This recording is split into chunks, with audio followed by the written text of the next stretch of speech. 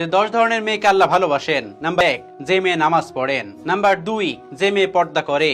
Number 3, যে মেয়ে স্বামীর কথা শোনে। নাম্বার 4, যে মেয়ে দুনিয়া নিয়ে লোভ করে না। নাম্বার 5, যে মেয়ে অন্যের বদনাম করে না। নাম্বার 6, যে মেয়ে কষ্টেও ধৈর্য ধরে। নাম্বার 7, যে মেয়ে সন্তানকে ভালো পথ শেখায়। নাম্বার 8, হালাল জিনিসে যে মেয়ে খুশি হয়। নাম্বার 9, যে মেয়ে ঘরের দায়িত্ব রাখে। এবং নাম্বার 10, যে মেয়ে গুনাহ থেকে বাঁচে। নেগেটিভ কিছু চলে আসবে এবং পরিবারের সবাই হ্যাপি হতে পারবে না। পরিবারের সবাইকে হ্যাপি করতে হলে যত কথা কাটি হোক, যত ঝামেলা হোক, সেটাকে এড়িয়ে চলুন। ঝামেলা বন্ধ করুন। সবসময় ভুলে যাবেন যেটা হয়েছে তো কি হয়েছে। পরিবারের কেউ যদি এমন হয় তাহলে বোঝাবেন, দেখবেন পরিবার সবাই খুশি হয়ে গেছে। এবং নাম্বার 4, পরিবারের অনেকেই দেখবেন অপর মানুষকে নিন্দা করে খুশি হয়।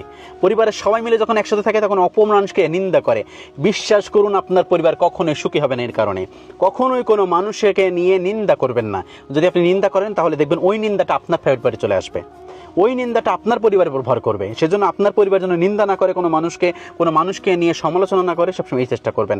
দেখবেন আপনার পরিবার অনেক বেশি হ্যাপি হবে, অনেক বেশি সুখী হয়ে উঠবে। এই 4টি নিয়ম মেনে চলুন, আপনার পরিবার সবসময় হাসি খুশি থাকবে। নাহলে আপনার পরিবার কিন্তু অনেক বেশি অসচ্ছলতা এবং অনেক বেশি কষ্টের মধ্যে দিন পার করবে। আল্লাহ রাব্বুল আলামিন সকলকে বোঝার তৌফিক দান করুন। আমিন।